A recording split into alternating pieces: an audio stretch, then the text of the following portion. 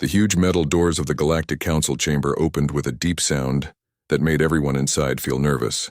Aliens from many different worlds sat in rows of seats that went up like stairs.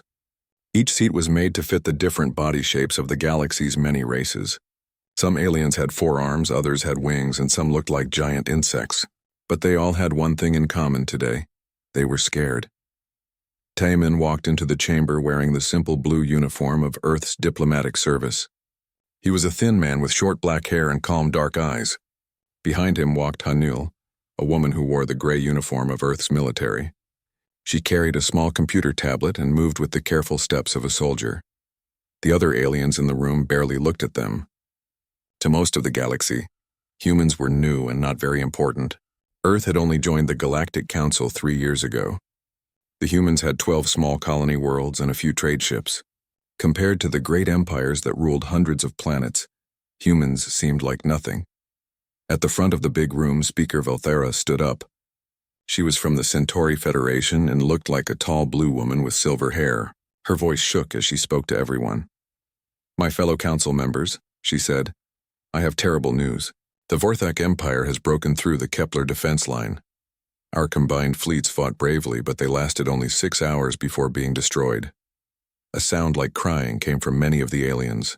The Kepler defense line had been their strongest protection. 5 different alien races had built huge space stations there. They had thousands of warships with the best weapons and shields. If the Vorthak could destroy all of that in just 6 hours, what hope did anyone have?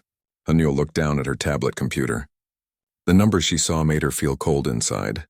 The Vorthak had destroyed 3,147 warships, 23 battle stations, and 156 defense platforms. Over 2 million alien soldiers had died. The Vorthak had lost only 34 ships in return. "How is this possible?" asked Counselor Zethra from the insect-like Threeks race. His voice made clicking sounds when he talked. "We had our best shields and weapons. We had ships from 5 different empires working together." Speaker Velthara's face looked very sad. "The Vorthak ships are alive. They learn from every attack we make. When we shoot energy weapons at them, they grow stronger armor. When we use missiles, they grow better defenses. Every time we hurt them, they become harder to hurt the next time." Taemin listened quietly. He had read all the reports about the Vorthak Empire. They had appeared 5 years ago from the dark space between galaxies. Their ships were not built, they were grown. Each ship was a living creature made from the bodies of dead worlds. When they conquered a planet, they turned all the life on it into parts for new ships. The Vorthak had already destroyed 47 different worlds. They never asked for surrender. They never tried to make peace. They only wanted to consume and grow stronger. Every planet they took made their fleet bigger and more dangerous. "What about the Andromedan Defense Corps?" asked another alien. "They have the biggest fleet in our galaxy." "Destroyed," said Velthara. "Last week, the Vorthak found their main base and killed everything there. 7,000 ships and all the crews." Fear filled the room like a bad smell. Many aliens started talking at once in their different languages. Some were crying. Others were angry. A few got up and walked toward the doors, probably planning to run back to their homeworlds. Hanul looked at the data on her tablet again. She saw the pattern that the other aliens missed. Every time someone fought the Vorthak, they used the same kinds of weapons and tactics. Energy shields, plasma cannons, missile systems, and fighter ships. The aliens all fought the same way because they all thought about war the same way, but humans thought differently. "The situation is hopeless," said Counselor Mordak from the Rigel systems. He was a big alien who looked like a bear with 6 arms. "We should all flee to the far edges of the galaxy. Maybe the Vorthak will be satisfied with the core worlds." "No," said another alien. "We should try to make peace. Maybe they will let some of us live if we surrender now." The arguing got louder and louder. Aliens pointed fingers at each other and blamed different races for the defeats. Some said they should all work together. Others said it was better to save themselves and let other worlds die. Taemin stood up slowly. His movement was quiet and calm, but somehow everyone in the room noticed him. The talking got quieter and then stopped completely. "Honorable council members," Taemin said in a clear voice, "humanity would like to offer its help in this war against the Vorthak Empire." For a moment, nobody made any sound. Then the room exploded with noise.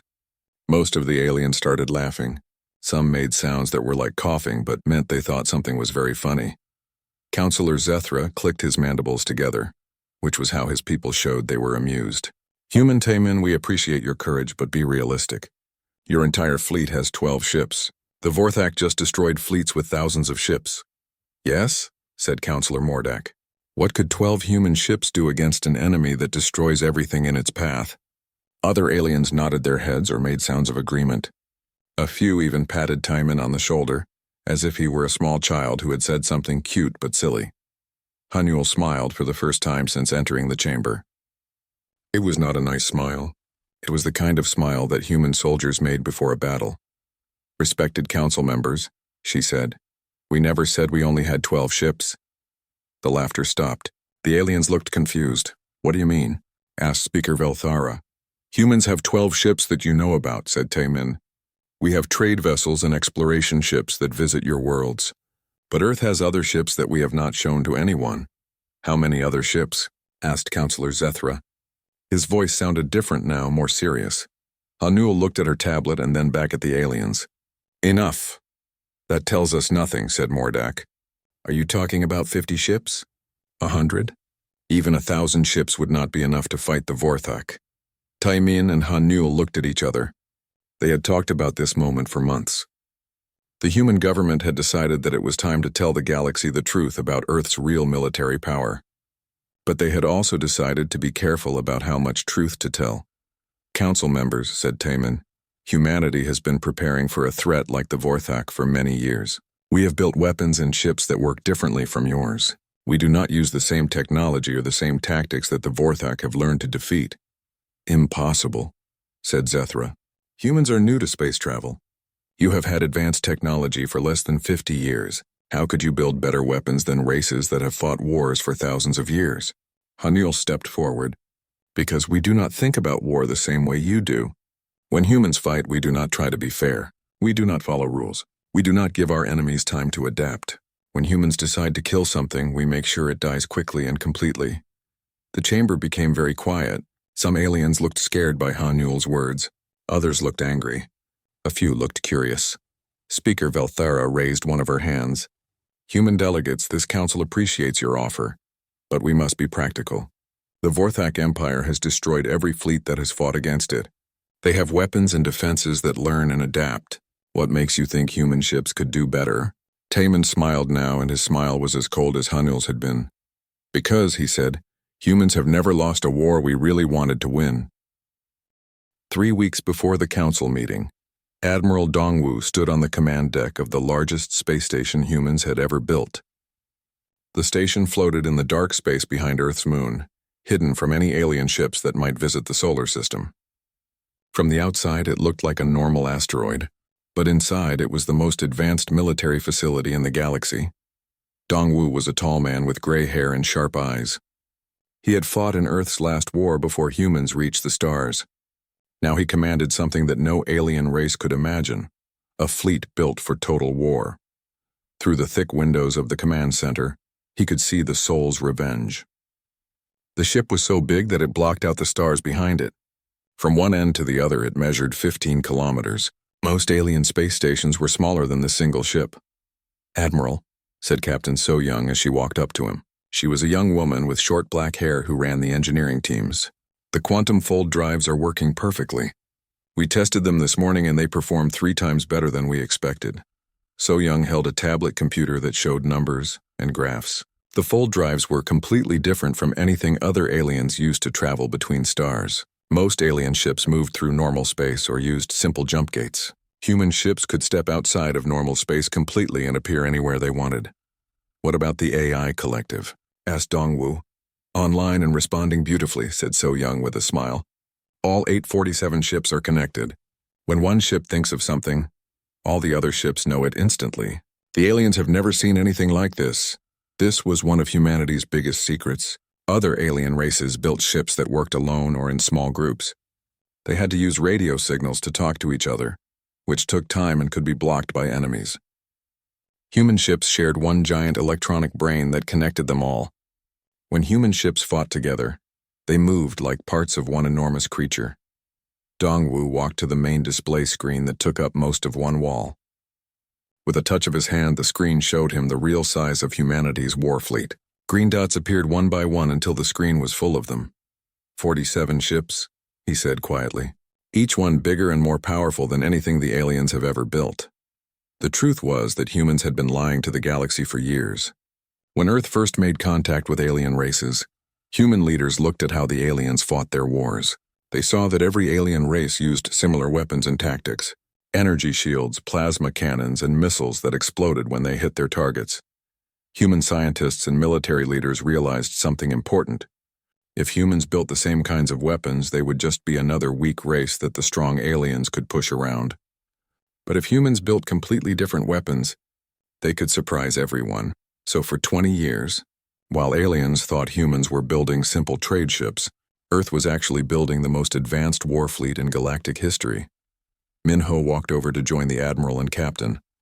He was the fleet's main tactical officer, a thin man who was very good at planning battles.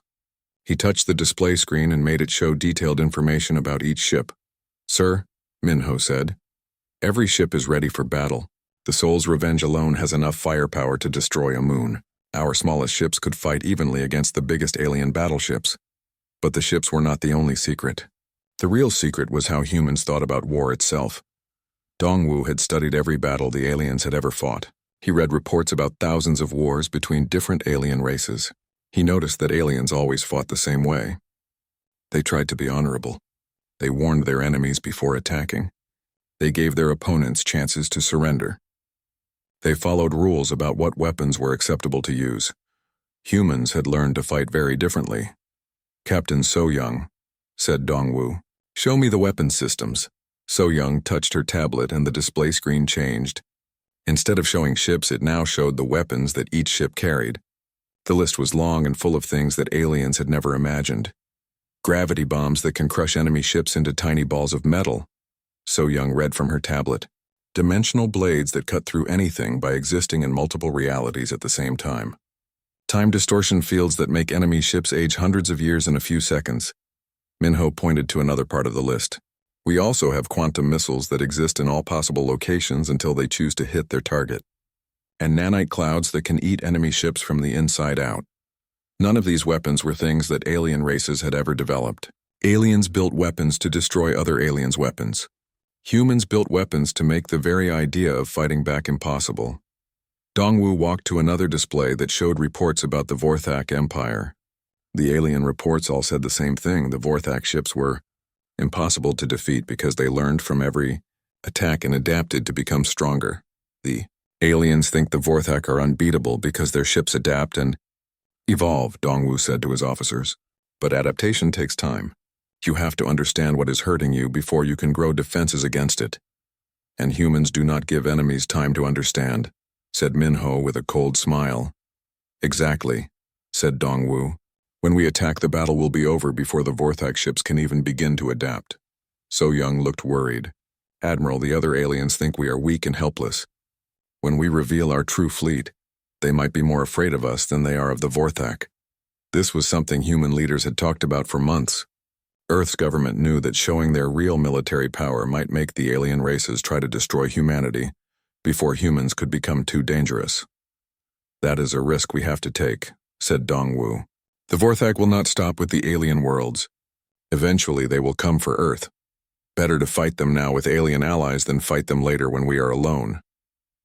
A young officer named Byung-ho ran up to the group. He worked in the communications department and looked excited. "Admiral," Byung-ho said, "we just received a message from Ambassador Tae-min. The Galactic Council meeting happened exactly as we expected. The aliens laughed when he offered to help fight the Vorthak." "Good," said Dongwu. "Let them think we are weak for a little longer." "Minho, how long until the fleet is ready to move?" Minho checked his own tablet computer. "All ships can be ready to leave in 6 hours, sir. The full drives are charged and the weapons are loaded." Dongwu nodded and activated the communication system that connected to every ship in the hidden fleet. His voice would now be heard by over 400,000 human soldiers and spaceship crews. "Attention all vessels," Dongwu said in a strong, clear voice. "Today we will reveal to the galaxy what humanity really is. For thousands of years, humans on Earth fought wars against each other. We learned to be better at war than any other creature that ever lived."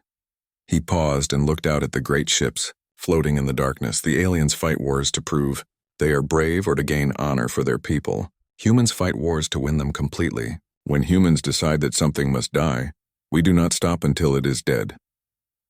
In the ships around the space station, human crews prepared their weapons and checked their systems. They had trained for this day for years. Each crew member knew exactly what they had to do. The Vorthak Empire thinks it is the strongest force in the galaxy, Dongwu continued. They have destroyed every fleet that fought against them. But they have never fought humans. They do not know that humans are the greatest predators that evolution ever created. So Young watched the readiness reports coming in from all the ships. Every single vessel reported that it was ready for battle. Today, said Admiral Dongwu, the Vorthak will learn why every creature on Earth evolved to be afraid of humans. Today we remind the galaxy that when humans hunt, we do not just defeat our prey. We erase it from existence. The dark space at the edge of Earth's solar system suddenly filled with terrible light. Reality twisted and bent as massive shapes pushed through from another dimension. The Vorthak invasion fleet emerged like a plague of metal locusts, each ship alive and hungry for destruction. Emperor Velthak the Endless stood in the command center of his flagship, a vessel so large it could have been mistaken for a small moon. The ship was not built from metal and plastic like normal spacecraft. Instead, it was grown from the bones and flesh of 1,000 dead worlds.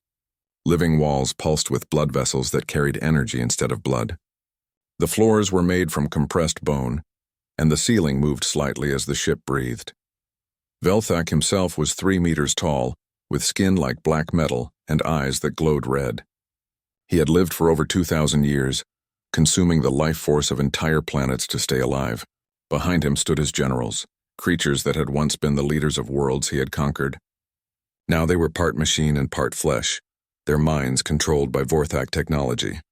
Lord Emperor, said General Korthax, who had once been the king of the Alderaan system before the Vorthak ate his planets. We have arrived in the human solar system. Our sensors detect 9 planets, including the main world called Earth. Velthak looked at the display screens that showed him the solar system. Each planet appeared as a small dot of light surrounded by information about its size, population, and defenses. Earth looked particularly small and weak. Only 9 planets, Velthak said with disgust. The humans claim to be part of the Galactic Council, but they barely control their own star system. This will be easier than consuming an asteroid field. The Vorthak fleet spread out as it moved deeper into the solar system. Over 10,000 ships of various sizes flew in perfect formation. The smallest ships were only 200 meters long, but they could destroy entire cities with their bioweapons. The largest ships were kilometers long and carried millions of warrior creatures in their living bellies. Each Vorthak ship was a unique creature that had been grown specifically for war. Some ships had thick armor made from the shells of giant space creatures. Others had long tentacles that could grab enemy vessels and pull them apart. Many ships had weapons that fired living ammunition on bullets that were actually small creatures designed to eat through enemy armor. But the most dangerous thing about Vorthak ships was their ability to learn and adapt. Every time an enemy weapon hit them, special cells in their hulls would study the damage and create defenses against that type of attack. Energy weapons would cause the ships to grow energy-absorbing armor.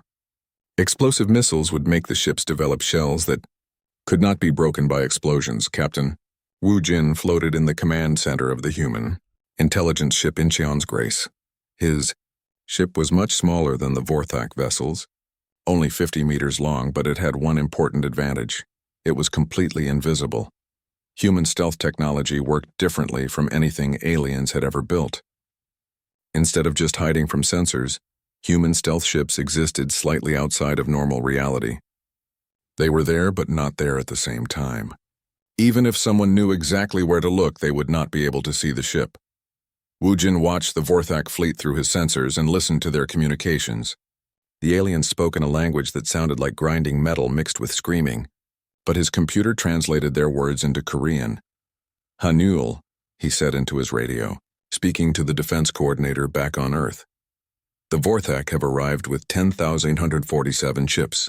They are moving slowly toward the inner planets, probably expecting to find our defense fleets near Mars or Jupiter." Hanul sat in the underground command center beneath Sol, surrounded by displays that showed the positions of every ship in the solar system. both the Vorthak ships that could be seen and the human ships that could not. How do they seem? She asked Wu Jin. Confident, Wu Jin replied. They are not even trying to hide their approach. Their ships are scanning for our defenses, but they seem confused. I think they expected to find battleships and space stations protecting the outer planets. This was exactly what the human military leaders had hoped for. Every alien race in the galaxy defended their home systems the same way. They put defensive stations around the outer planets and kept their main fleets positioned to intercept invaders before they could reach the populated worlds. But humans had decided to do something that no other race had ever tried. They had set a trap. Admiral Dongwu received Wu Jin's report aboard the Soul's Revenge, which was hiding in the shadow of Earth's moon.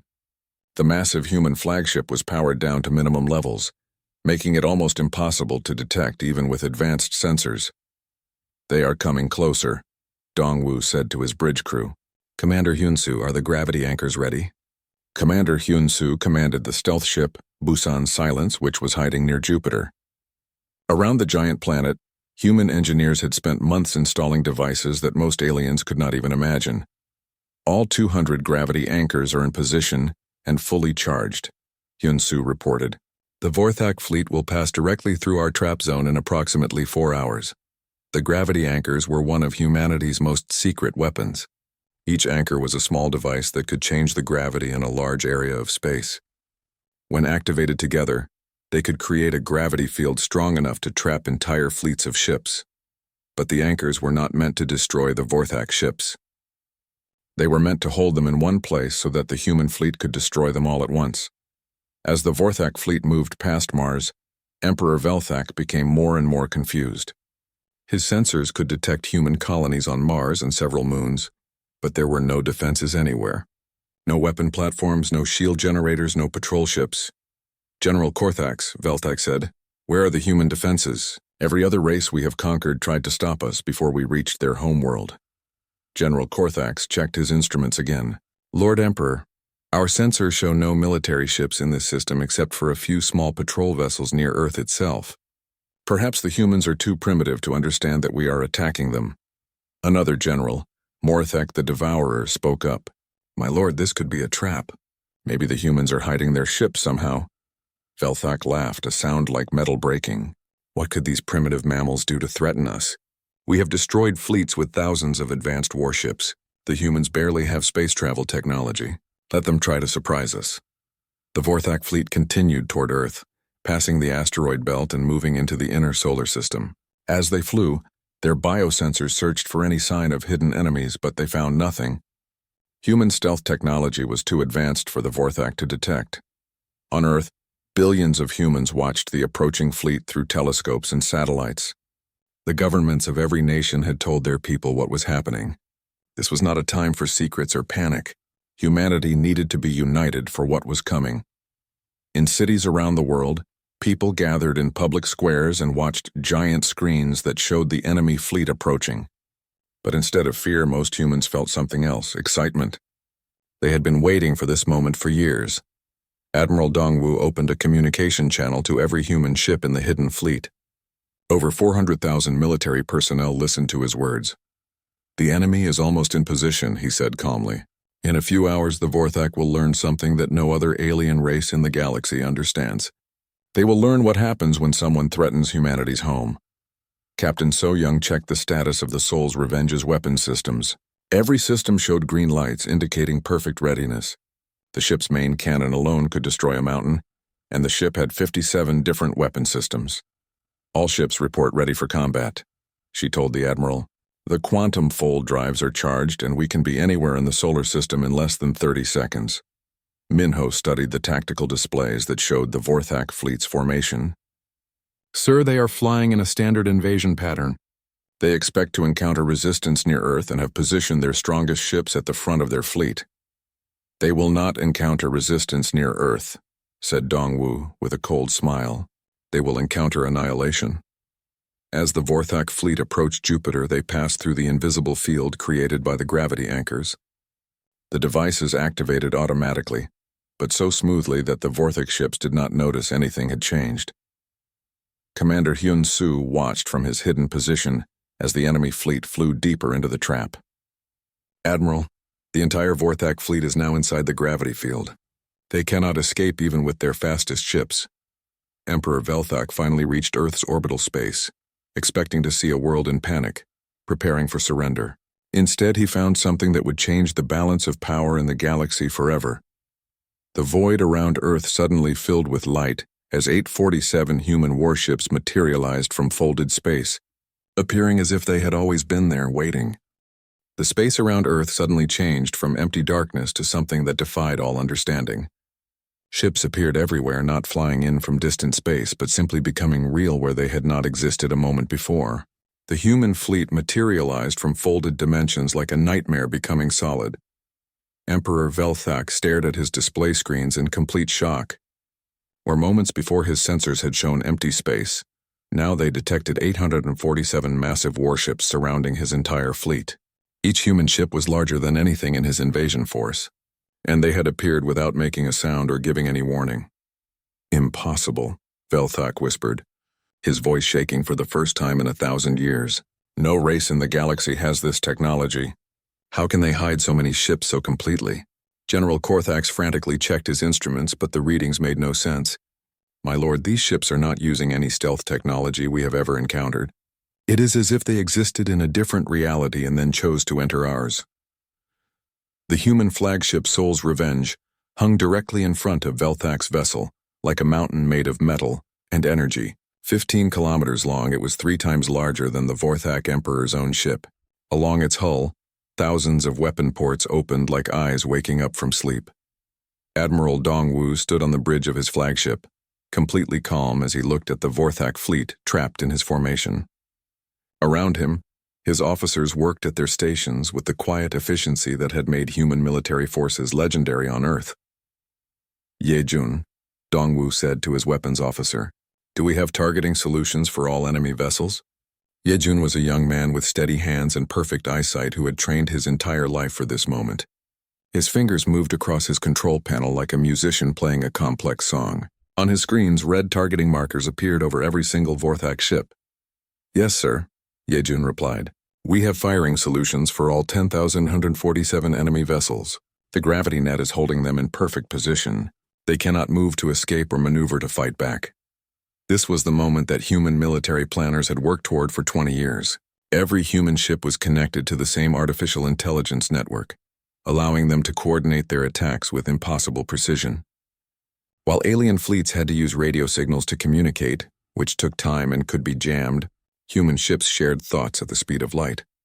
Emperor Velthak tried to activate his fleet's adaptive defenses, the technology that had made the Vorthak unbeatable against every other alien race. Biomechanical systems throughout his ships began analyzing the human vessels, searching for weaknesses and preparing to evolve countermeasures. But the humans did not give them time.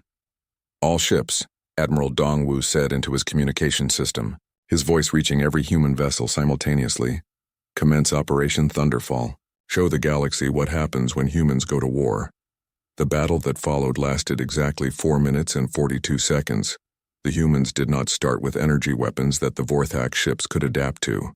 They did not use missiles that could be shot down or armor that could be penetrated. Instead, they used weapons that operated outside the normal laws of physics. Yejun pressed a single button on his control panel, and gravity itself became a weapon.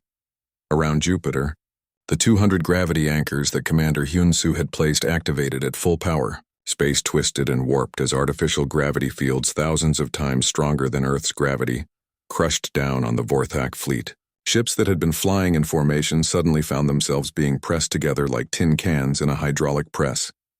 "Dimensional blade launchers. Fire," ordered Yejun.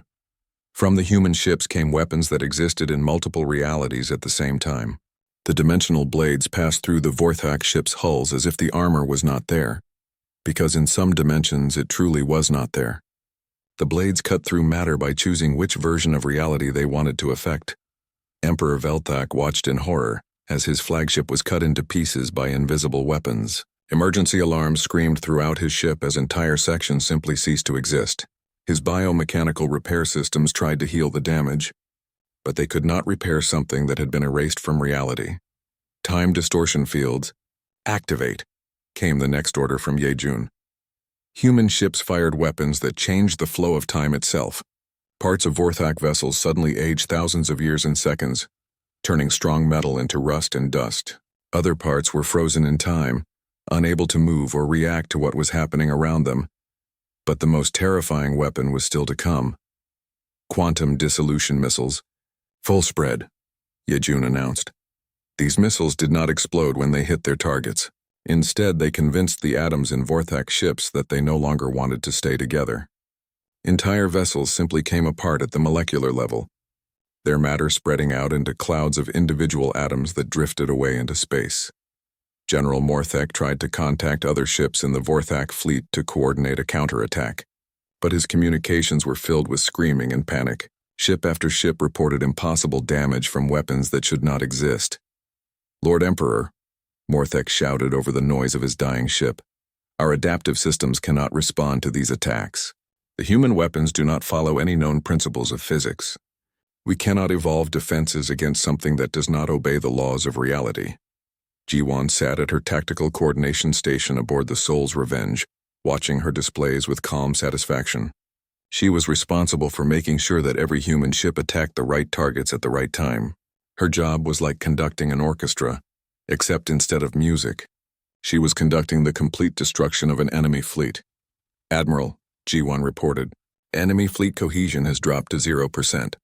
They are no longer trying to maintain formation or coordinate their attacks. Individual ships are attempting to flee, but the gravity anchors are preventing any escape." Admiral Dongwu nodded as he watched the battle through the main display screen. The Vorthak fleet, which had seemed so massive and threatening just minutes before, was being methodically destroyed ship by ship. There was no panic among the human crews, no desperate fighting or last-minute heroics. Just the calm, professional execution of a plan that had been practiced thousands of times. "Sir," reported So Young from her engineering station, "all human ships are operating at peak efficiency. No damage to any of our vessels. The enemy has not been able to land a single successful hit." This was perhaps the most frightening thing about the human attack. The Vorthak had destroyed every fleet they had ever fought, but they could not even scratch the paint on a human ship. Human shields did not block attacks. They made attacks impossible. By existing in states that could not be affected by conventional weapons, Emperor Velthak realized that his 1,000-year reign of terror was ending.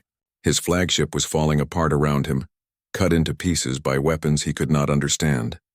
Around him in space, the greatest invasion fleet in galactic history was being erased from existence as easily as wiping words off a blackboard. "Signal retreat," he ordered desperately. "All ships retreat immediately." But General Korthax shook his head. "My lord, the gravity field prevents any ship from reaching escape velocity. We are trapped here until the humans choose to release us." Velthak looked at his sensors one more time and saw something that broke his spirit completely. In 4 minutes of fighting, the humans had destroyed over 8,000 of his ships. Only a few hundred Vorthak vessels remained intact, and they were surrounded by human warships that had not even used their most powerful weapons yet. "Impossible," he whispered again. "We are the ultimate evolution of warfare. We have consumed 1,000 worlds. How can primitive mammals defeat us so easily?" On the bridge of the Soul's Revenge, Admiral Dongwu watched as the last few Vorthak ships stopped fighting and simply drifted in space. Their crews had given up, unable to comprehend what had happened to them. "Yejun," Dongwu said quietly. "Cease fire. The battle is over." The human weapons stopped firing and space became quiet again. Where minutes before there had been over 10,000 alien warships, now there were only clouds of debris and a handful of broken vessels that were no longer capable of fighting. The Vorthak Empire, terror of the galaxy for 5 years, had been completely destroyed in less than 5 minutes by weapons they could not understand, used by beings they had thought were weak and primitive. "Admiral." Dongwu activated his communication system to contact the few surviving enemy vessels, Vorthak ships, he said in a voice that was heard across the galaxy. "You have been defeated. Surrender now and you will be treated according to the laws of war. Continue fighting and you will be erased from existence." Emperor Velthak looked around his broken flagship and realized he had no choice left to make. The silence that followed the battle was unlike anything the galaxy had ever experienced. For the first time in 5 years, space was quiet where a Vorthak fleet had been. instead of the terrible sounds of living ships screaming as they died. There was only the peaceful emptiness of the void. Captain Su-jin commanded the human rescue vessel Daegu's Mercy, a ship designed to save lives rather than take them. She flew carefully through the debris field that had once been the most feared invasion fleet in galactic history. Her sensors searched for any signs of life among the wreckage. Admiral Dongwu, Su-jin reported over the communication system, "We have found exactly 7 survivors from the entire Vorthak fleet. All of them are in complete psychological shock. They keep repeating the same word over and over in their language." "What word?" asked Admiral Dongwu from the bridge of the Soul's Revenge. "Our translators say it means impossible," Su-jin replied. "They cannot understand what happened to them." This was exactly what human psychologists had predicted would happen. The Vorthak Empire had been built on the idea that they were the ultimate form of life in the universe. They believed they could adapt to any threat and overcome any enemy. When humans destroyed them so easily with weapons they could not understand or defend against, it broke their minds. Among the survivors was Emperor Velthak himself, found floating in an escape pod in the wreckage of his flagship. The once mighty ruler who had destroyed 1,000 worlds now sat in his small pod, staring at nothing and speaking to no one. His generals and admirals were all dead, killed when their ships were torn apart by dimensional blades and gravity weapons.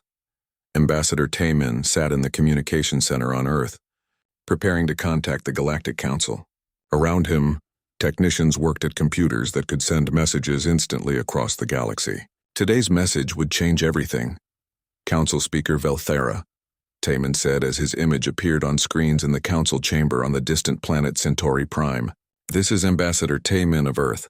The Vorthak threat has been completely eliminated. We await your diplomatic teams to discuss new security arrangements for the galaxy." On Centauri Prime, the council chamber was filled with shocked silence. The alien representatives could barely believe what they were hearing. Just days before, the Vorthak Empire had seemed unstoppable. Now a human was calmly announcing that they had been destroyed.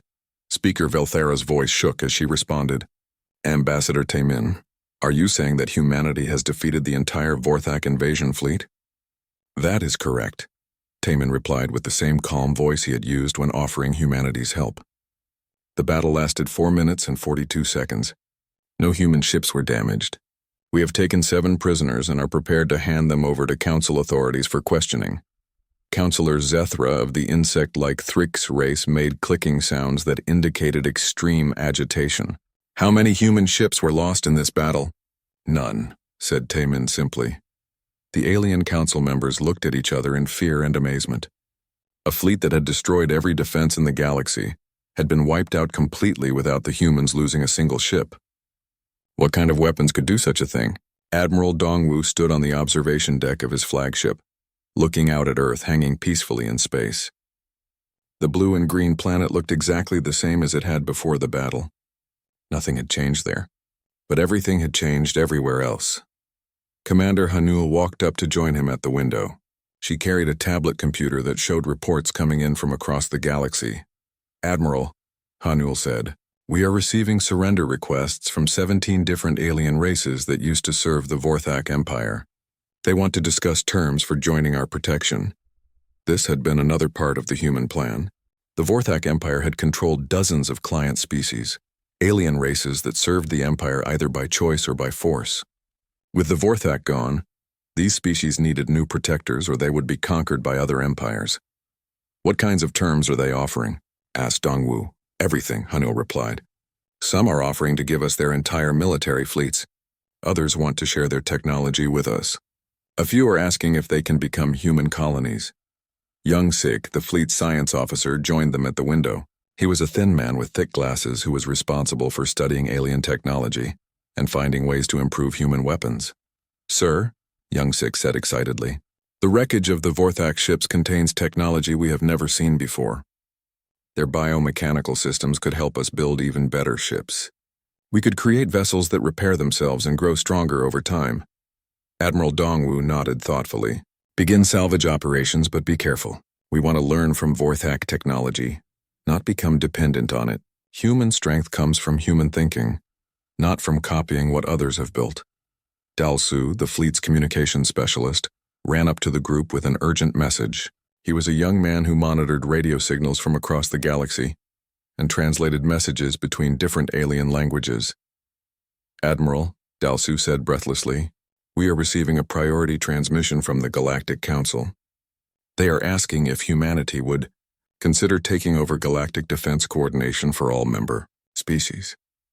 This was the moment that human leaders had been planning, for since Earth first made contact with alien races, humanity had revealed its power not through conquest or threats, but by solving a problem that no one else could solve.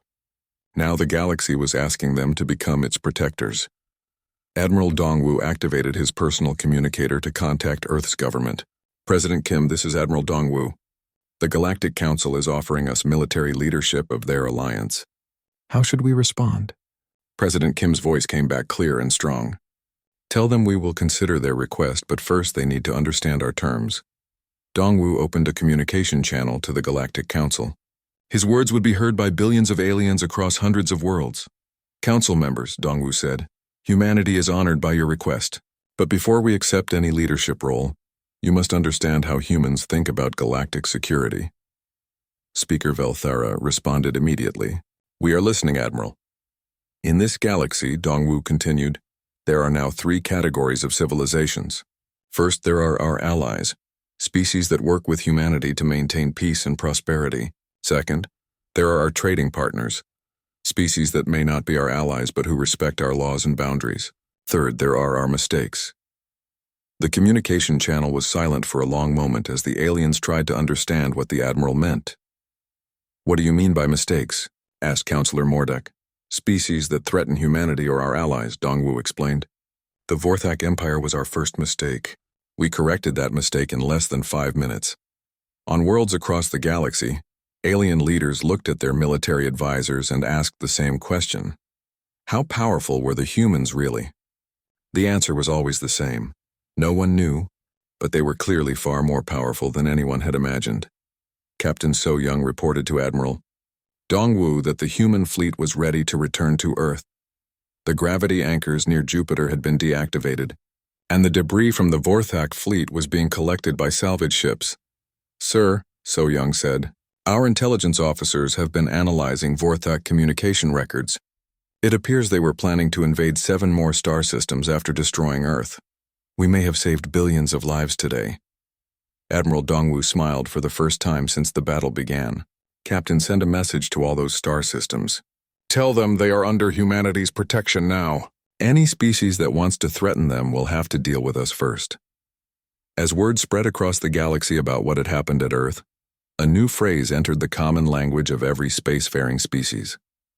"Remember the Vorthak" became both a warning and a promise. For species that became humanity's enemies, the phrase was a warning about what happened to those who threatened human space. The Vorthak had been the strongest military force in the galaxy, and they had been completely destroyed in minutes. For species that became humanity's friends, the phrase was a promise that they would never have to face that kind of threat alone. Earth would protect them with weapons that could erase entire fleets from existence. Ambassador Taemin prepared for his next meeting with the Galactic Council. This time the aliens would not laugh when he spoke. This time they would listen very carefully to every word he said. The age of human galactic dominance had begun not through conquest or invasion, but through the simple demonstration that when humanity decided something needed to be destroyed, it would be destroyed completely and without mercy. In the depths of space, automated human sensors began their watch for new threats. If anything like the Vorthak Empire ever appeared again, it would find Earth ready and waiting with weapons that made the destruction of the first invasion fleet look gentle by comparison. The galaxy had learned a new truth. Humans were not just another alien species. They were something far more dangerous and far more valuable. They were the guardians who would ensure that no force like the Vorthak would ever threaten peaceful worlds again.